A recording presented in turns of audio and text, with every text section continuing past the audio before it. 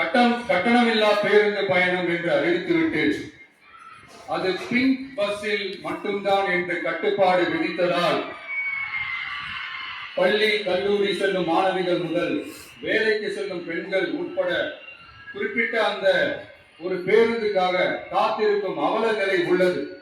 எனவே அந்த நிலை மாற வேண்டும். மேலும் குடும்பங்களில் ஏற்படும் சூழலால் அவசர மற்றும் அத்தியாவசிய பயணங்களை மேற்கொள்ள வேண்டிய நிலையும் ஒவ்வொரு பெண்ணுக்கும் ஏற்படும். அது மாதிரியான நேரங்களில் கையில் காசில்லை என்றால் அந்த பயணத்தை கவலையுடன் தவிர்க்க வேண்டிய நிலையும் ஏற்படும். இது போன்ற தர்ம சங்கடமான நிலையை தவிர்ப்பதற்காக அரசு போக்குவரத்தின் அனைத்து பேருந்துகளிலும் பெண்கள் பயணிக்கும் வகையில் உத்தரவிடப்படும்.